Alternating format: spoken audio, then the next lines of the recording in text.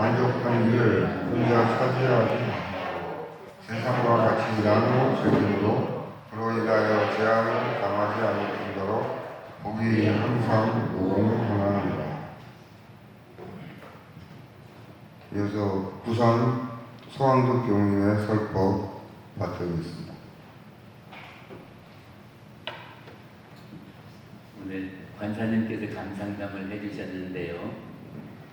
왜 우리가 감상담을 시키냐 그러면 대종사님께서 하라고 그래서 시켜요.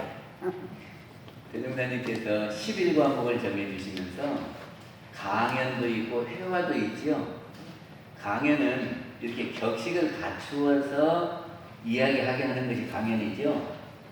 그러니까는 이 감상담 시간에는 자기가 공부한 이야기를 하셔도 좋고 원불교에 오시게 된 이야기를 하셔도 좋고 어떤 이야기를 하셔도 좋아요. 그래서 이렇게 한 번씩 하라고 하는 것이 대종사님 가르침입니다. 이게 다 하셔야 돼요. 그리고 회화는 자연스럽게 앉아서 하시고 싶은 이야기를 이렇게 돌아가면서 하는 것이 회화고 이렇게 격식을 갖추어서 하는 것은 강연입니다. 그래서 오늘 이제 관사님께서 첫 시도를 해주셨어요. 그래서 이제 매달 돌아가면서 단별로 한 분씩 하도록 하겠습니다. 오늘은 지난 시간에 이어서 원망 생활을 감사 생활로 돌리자 이 말씀을 드리려고 하는데요. 우리 들어오는 입구에 원망 생활을 감사 생활로 써붙였죠? 네. 좋습니까? 네. 이 원망 생활을 감사 생활로 이 말이 낙원으로 가는 아주 중요한 말씀이다. 저는 그렇게 생각하거든요. 그래서 우리는 일상수행의 요법에 원망 생활을 감사 생활로 돌리자 그러잖아요. 우리가 다 바라는 것이 행복이잖아요. 그 행복으로 가는 길 중에 아주 중요한 길이 원망 생활을 감사 생활로 돌리는 길이다. 그런 말입니다. 그래서 우리 원불교인들은 원망 생활을 감사 생활로 이 말씀을 잊어버리면 안 돼요. 그래서 늘 우리는 원망 생활을 감사 생활로 돌려야 한다. 이렇게 하시면서 사셔야 돼요. 원망이 무엇이냐 그러면 못마땅하게 여겨서 탓하거나 불평을 품고 미워함, 이것이 원망이죠. 그러니까는 자기 생각에 못마땅해 그래가지고 불평하고 미워하는 것이 원망이다 그런 말이죠. 근데 이 원망심이 왜 납니까? 왜 원망이 왜 날까? 처음에는 없었지요. 처음에는 없었는데 왜 원망하는 마음이 나죠? 제가 가만히 생각해 보니까 지 뜻대로 안 되면 원망하는 것 같아요. 응? 내 뜻대로 무엇을 하려고 그러는데 그렇게 안 되면 원망한단 말이죠. 그래서 우리는 지 뜻대로 안 되면 옆에 사람을 탓하고요. 또 하다 못하면 돌멩이까지 또 탓하더라고요. 제가 탁구를 한 번씩 하거든요. 근데 탁구를 하다 보면 복식 하잖아요. 둘이 이렇게 편차가 가지요. 근데 우리가 그러면 지가 잘못해서 졌다고 안 하고는 옆에 있는 짝꿍이 네가 좀 저렇게 잘해줬으면 이길 텐데 그리고 옆에 짝꿍을 탓해. 길을 가다가 넘어지잖아요. 그러면 저놈의 돌뿌리 때문에 내가 넘어졌다고 그러지 내가 잘못해서 넘어졌다고 안 그래. 어째요? 그래, 맞아요. 아니 돌멩이가 지가 움직이고 싶어서 움직였습니까? 놓아준 대로 그대로 있잖아요. 근데 그 돌멩이에 걸려서 넘어지고는 저놈의 돌멩이 때문에 내가 넘어졌다 그런다니까? 아니 자기가 움직이는 것은 자기가 움직이는 거지 돌멩이는 안 움직여요. 그러니까 돌멩이를 탓할 것은 없어. 근데 우리는 돌멩이를 탓한다니까? 나뭇가지에 찍히면 저놈의 나뭇가지 때문에 내가 다쳤다고 그러지 내가 잘못해서 다쳤다고 안 그러거든. 그래서 잘못한 것이 있으면 잘못된 것이 있으면 우리는 탓을 하게 되고 원망을 하더라 그런 생각이 들어요. 그리고 또 왜 원망을 하냐 그러면 욕심이 많아서 그런 것 같아요. 욕심이 많으면 봐요. 우리는 주고받고 하면서 살잖아요. 근데 자기가 준 것은 생각 안 하고 자기는 요만큼 주고 이만큼 받으려고 생각해봐. 그런데 이만큼 받으려고 그랬는데 이만큼밖에 안 줘? 그러면 어쩌? 원망스럽죠. 내가 원하는 것만큼 안 주면 원망스럽단 말이죠.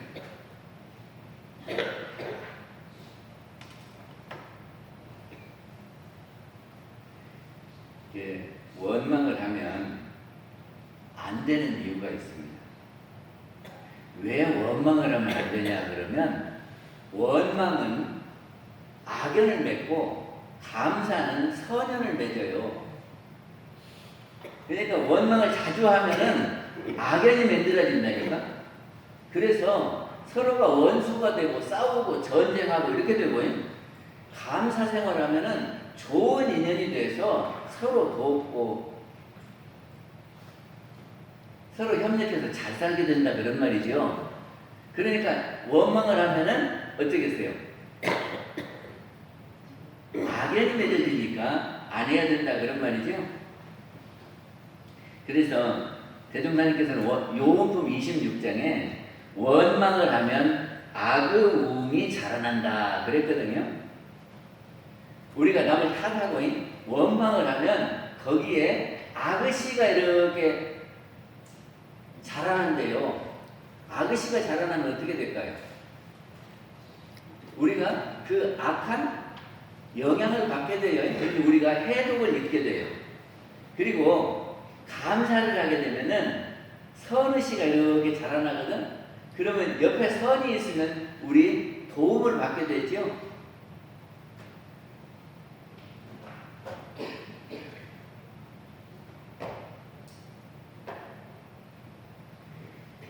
마음에 원망이 있으면 그 몸에 악한 기운이 싸고들어서 그 앞길이 암담하게 막히나니라. 내가 원망을 자꾸 하면은 그 사람 몸에 주위에 악의 기운이 감싸고 있어서 내가 가는 길을 막아버린대요. 내가 가는 길이 환히 열리면 좋겠습니까? 내 앞길이 콱콱 막히면 좋겠습니까?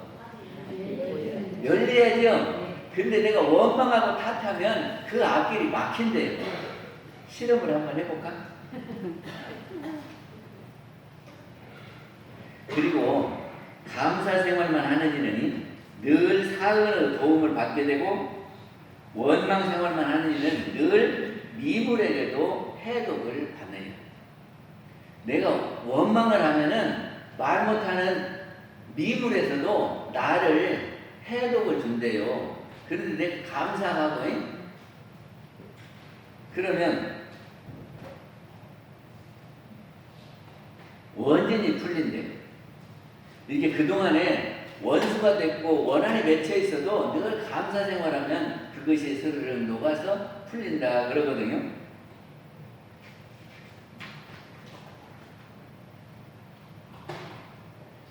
그래서 우리가 원망 생활을 감사 생활로 돌려야 되겠다 그러는데 그 돌리는 방법이 있습니다.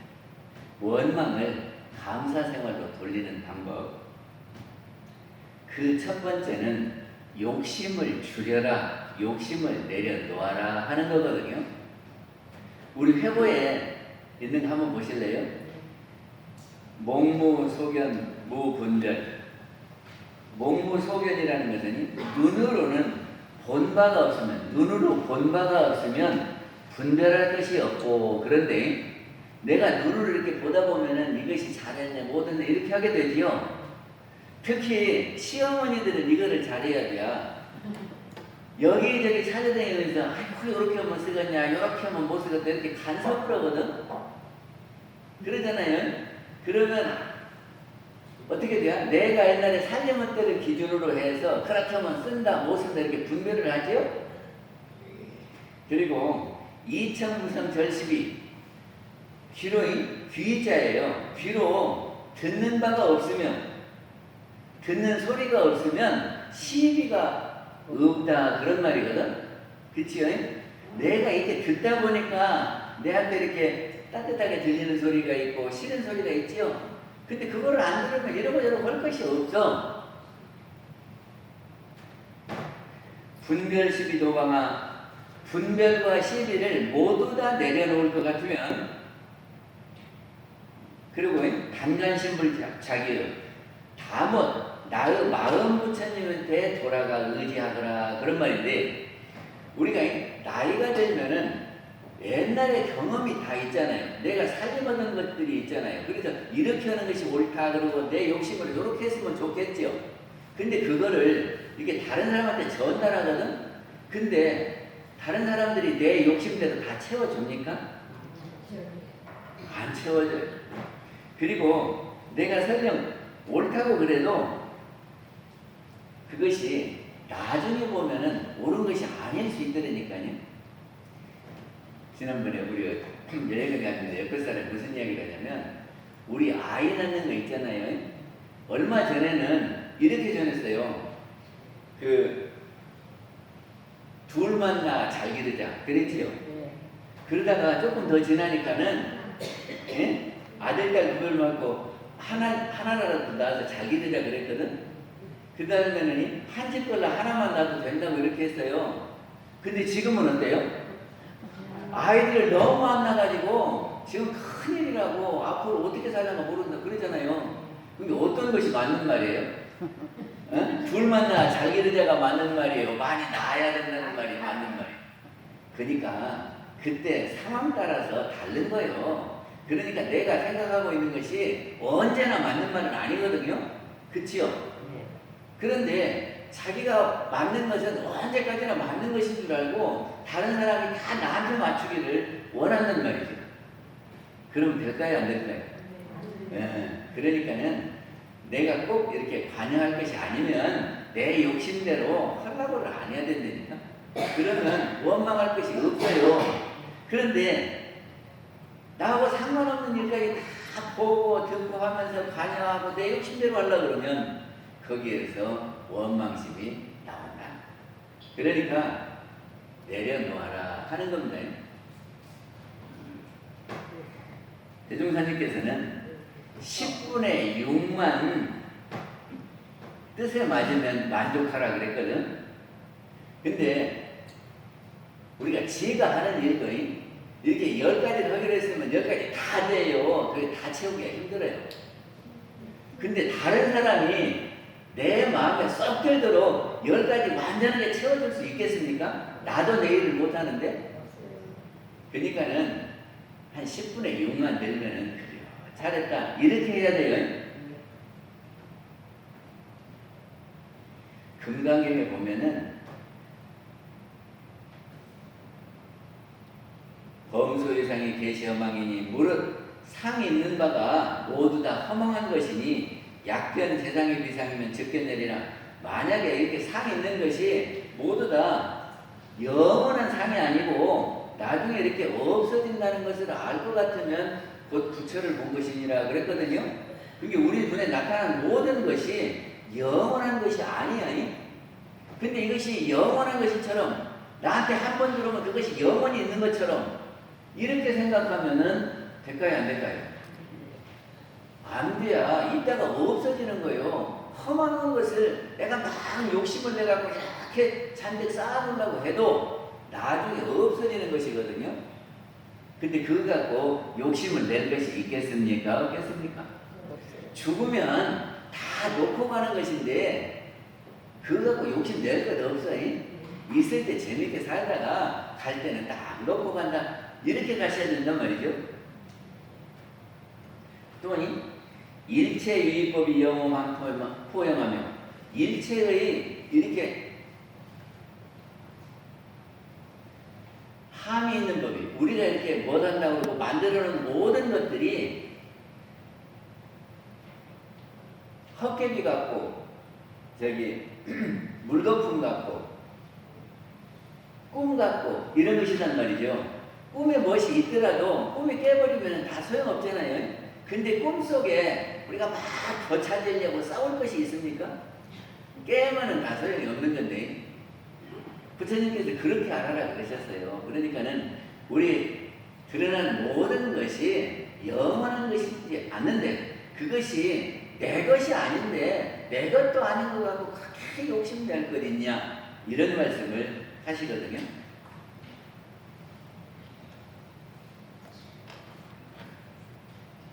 그리고 은혜의 소종례를 알아라 그러거든요.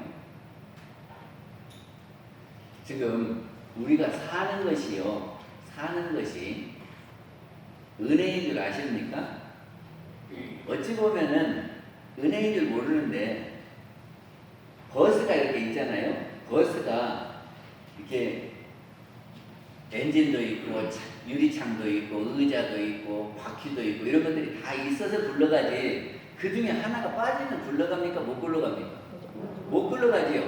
근데 우리가 사는 것은 선비도 있고 농사 짓는 사람도 있고 공장에서 일하는 사람도 있고 상인도 있고 이렇게 해서 서로 이렇게 다 어울려서 살아가는 거지 이 중에 하나가 쏙 빠지면 자동차 바퀴 없이 가라는 것도 똑같거든요. 그렇게 본다면 모두는 다 우리가 살아가는데 꼭 필요한 존재예요. 그러니까 꼭 필요하다 보면 우리가 없어서는 살 수 없다 그러면 모두가 다 은혜지요. 그래서 그거를 존재의 은혜 그럽니다. 우리가 사는데 다 필요하다 그런 말이에요. 저기가 선비도 필요하고 농사 짓는 사람도 필요하고 공장에서 일하는 사람도 필요하고 장사하는 사람도 필요하다.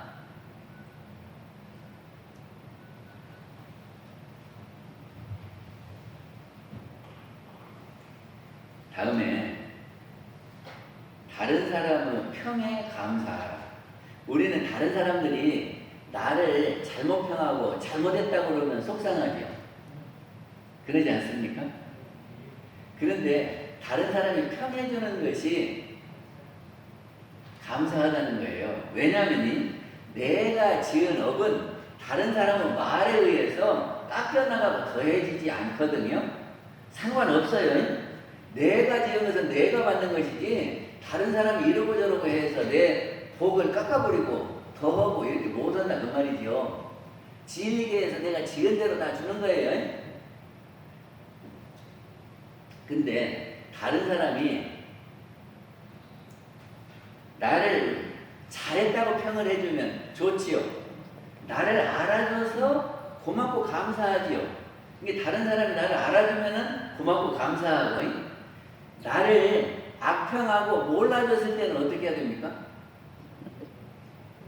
그때 우리는 원망을 하는데 알고 보면은 그 사람이 나를 잘못하지 않도록 경계해 주니 감사하다 그런 겁니다. 유명한 예술가 옆에는 평론가가 옆에 있다네요. 평론하는 사람이 이거는 잘못되었고 이건 잘되었고 이렇게 평을 하잖아요. 근데 그 평을 들으면서 자기가 이렇게 생각을 해본대요. 아, 내가 이 대목을 이렇게 했더니 사람들이 그렇게 평하는구나. 아, 내가 이렇게 그렸더니 여기를 잘했다고 그러는구나. 이렇게 하면 다음에 그릴 때 잘 그리겠습니까? 못 그리겠습니까? 근데 옆에 사람들이 잘못한 것을 아무것도 않고 있으면 자기가 잘했는지 잘못했는지를 몰라요. 그러면 잘못한 것을 또 하고 또 하고 하겠죠? 그렇게 생각해 보면 다른 사람이 나를 잘못했다고 평하는 것은 나를 잘되라고 경계해 주는 거다 그런 말이죠. 그러면 그것이 원망스러워요? 고마운 일이에요?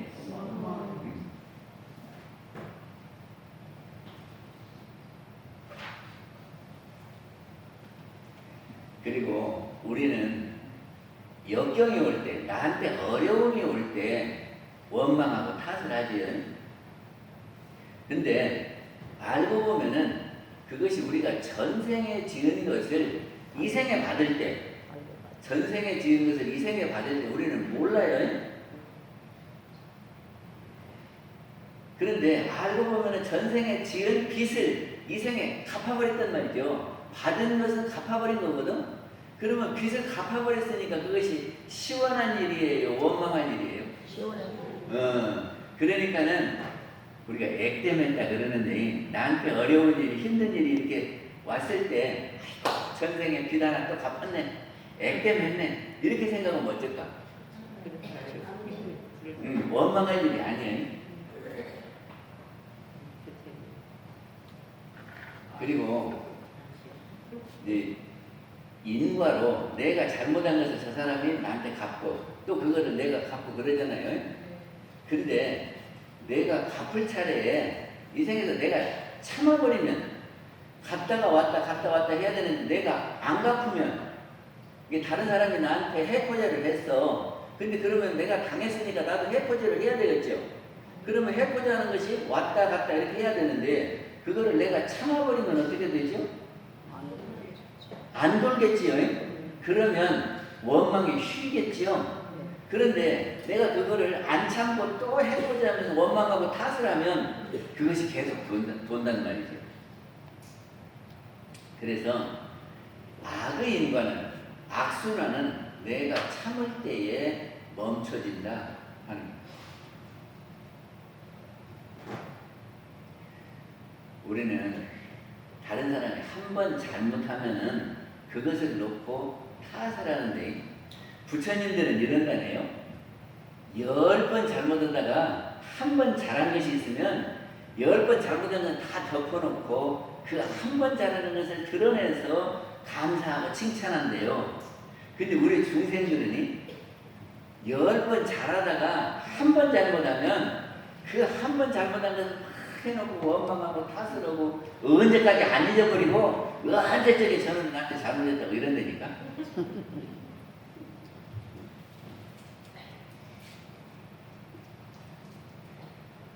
그리고 대중사님께서 정산중사님께서 큰 덩치를 보라 그랬어요. 이렇게 큰 덩치로는 잘한 일인데 부분적으로 요만큼 잘못한 일이 있으면 이거 잘못한 것만 놓고 막 탓을 한대. 그래서 뭐라고 하냐면 늘 밥을 먹다가 한 끼 밥을 먹다가 체했어. 그럼 밥이 나쁜 것이냐 그러시거든요. 밥이 나쁜 것입니까? 안 나쁜 것입니까? 아, 밥은 좋은 거예요. 없어서는 살 수 없는 거죠. 그런데 어쩌다가 한번 밥을 먹다가 체했어요. 그게 체한 것을 놓고 밥이 나쁘다 하면 될까요? 안 될까요?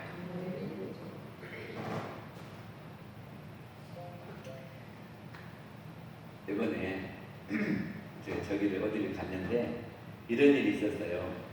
저기 펜션에 가면은 전기로 이렇게 하는 뭐라 그러죠? 인덕션 위에 저기가 있었어. 그 커피 포트가 이렇게 놓여져 있었어요. 근데 한 사람이 우리 커피를 타준다고 거기다가 물을 붓고 인덕션 불을 켰어. 왜냐면 인덕션이 이렇게 동그랗게 생겼고 그 위에 커피 포트가 놓여졌으니까 불을 켰다니까. 근데 조금 있으니까는 이 저기가 플라스틱이 녹아내려요. 그럼 어떻게 해야 되겠어요? 그것도 모르고 거기다 놨냐고 그리고 인덕션 켰냐고 뭐라고 해야 되겠죠? 안 그래요? 그건 상식이지. 커피 포트는 커피 포트 전기선에다 연결해서 이렇게 놓아야지. 인덕션 위에 이렇게 놓아놓고 인덕션 켜면은 커피 포트 밑에 플라스틱이 탈 거 아니요. 그럼 원망해야 되겠어요? 안 해야 되겠어요? 그런데 거기 간 사람들은 다 그러더라니까. 저 사람이 처음에 우리를 커피 끓여주려고 하는 선이 좋은 뜻이 있었다. 우리 그것만 받아들이자. 저 사람이 참 좋은 일을 하다가 조금 잘못한 것인데 잘못한 것만 드러내지 말고 우리 커피 타주려고 했던 그 마음만 우리가 받아들이면 좋지 않겠냐. 어찌요? 우리 그렇게 합니까? 까도 모르고 그냥 그것다가 해갖고 커피포트 태쳤다고 이렇게 원망하고 탓하랍니까? 나이가 들면 그러는 것 같아요. 예? 그냥 아무 생각 없이 이렇게 해버리는 것 같아요. 그러면 아이고 저 양반이 또 아주 이렇게 노망했냐고 이렇게 해야지야. 그럴 수도 있어. 참 우리를 위해서 잘하려고 했지. 이렇게 해야 되겠어요? 좋은 말 해야지. 그리고 남의 잘못하는 것을 보지 말고 자기의 헐도리만 해라 그러거든요. 저기 이순신 장군이 있잖아요. 이순신 장군이 여수에서 수군 저기를 했어. 그 수군은요 경상도에 2개, 전라도에 두 개의 병영을 두었거든. 수영을 두었어요.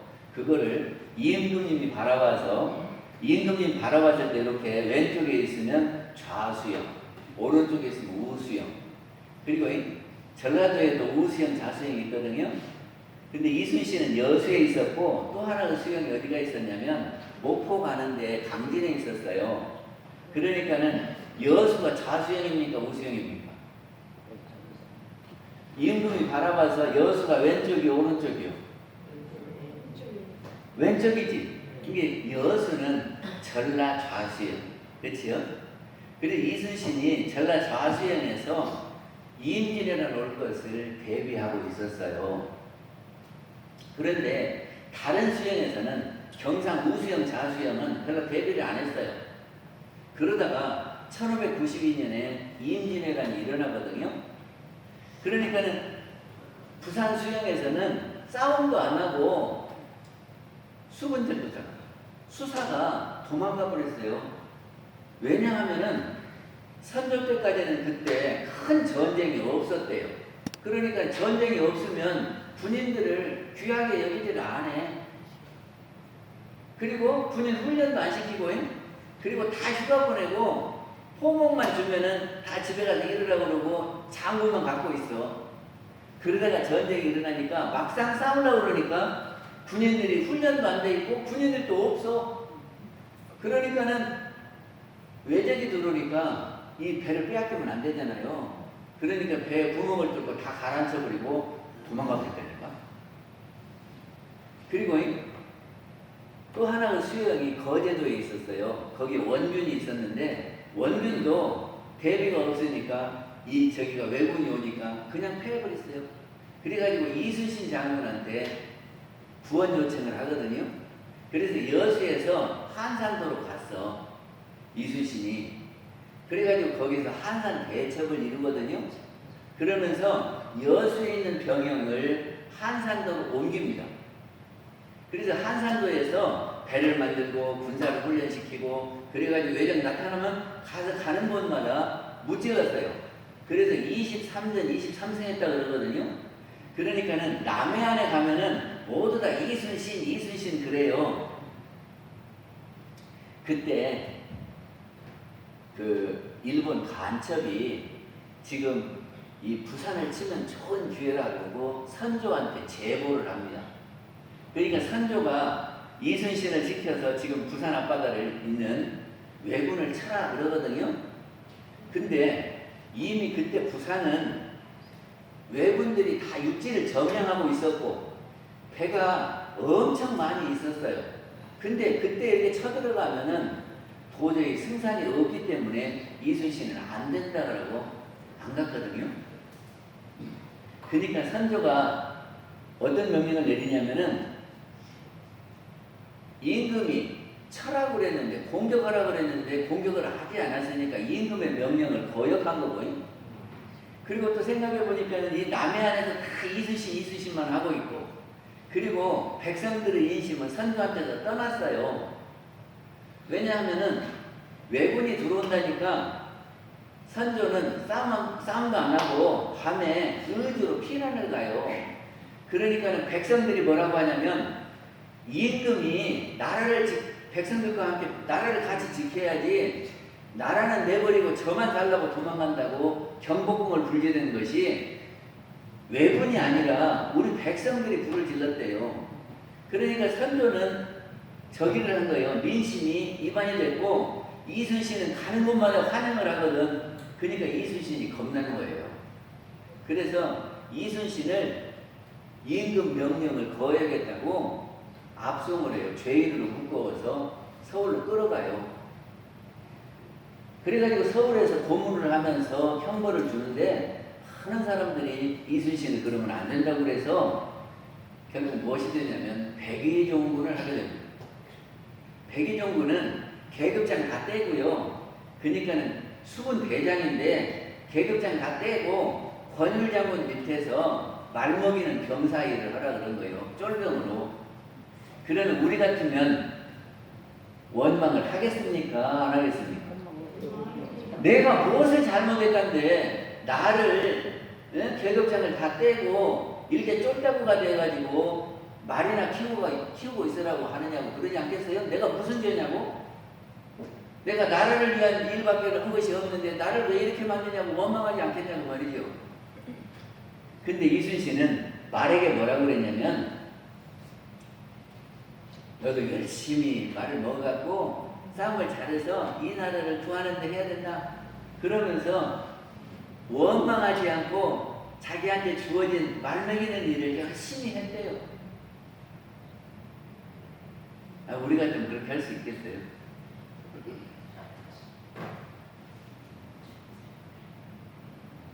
그 일본에 도고 제독이 있대요. 도고는 러일 전쟁에서 그 러시아 함대를 무너뜨린 제독이래요.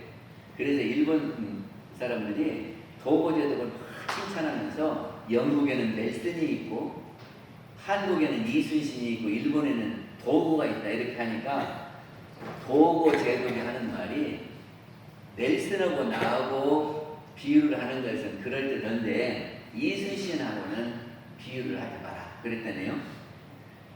왜 그러냐면 이순신은 정부에서 도와주지 않고 핍박을 하는 가운데 전쟁에서 이겼고 넬슨이나 나는 정부에서 지원을 해가지고 이겼다.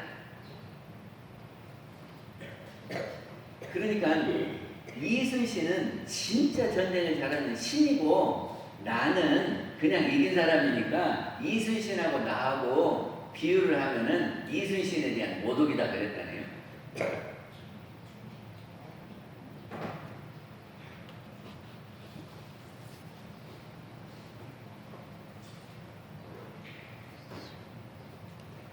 저기 중국에 인상여 정승이 있었고 영파 장군이 있었어요.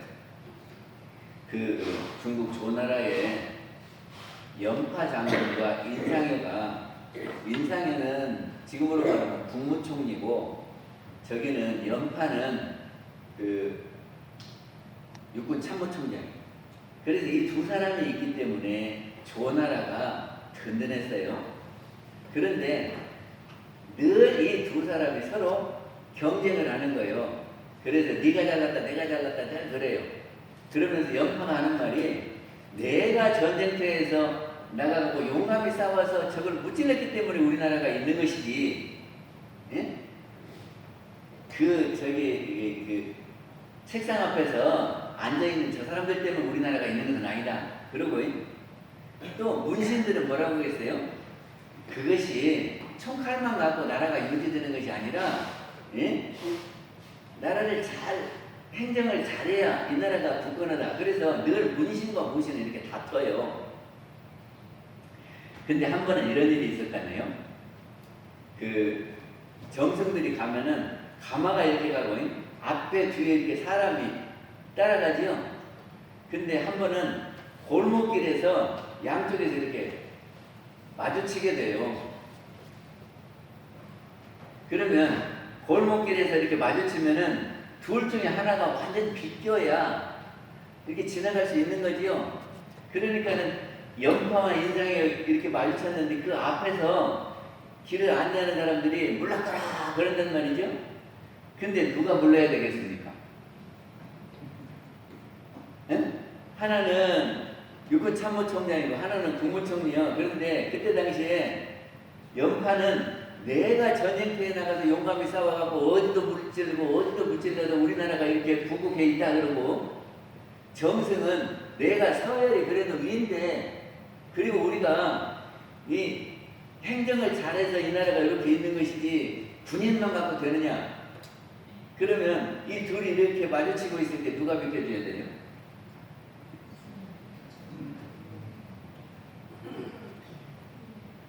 그리고 서로 이렇게 대치하고 있을 때 인상의 정승이 저기를 했대요.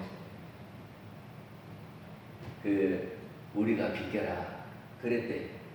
그러니까는 정승이 비켜라니까 저기를 수레를 끌고 가던 사람이 한쪽으로 비켜서 영파 장군이 지나가게 했어.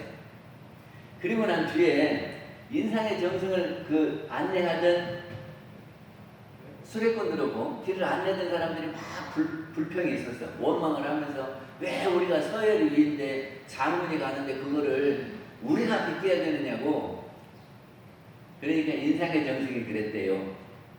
이 나라에 연파 장군이 있고 내가 있으니까 이 나라가 그런데 만약에 내가 연파하고 이렇게 부딪혀서 둘이 싸우면 둘 중에 하나는 제거될 수밖에 없는데 둘 중에 하나가 없으면 이 나라가 제대로 굴러가겠냐. 그래서 내가 비켜라고 한 거다. 그랬대요.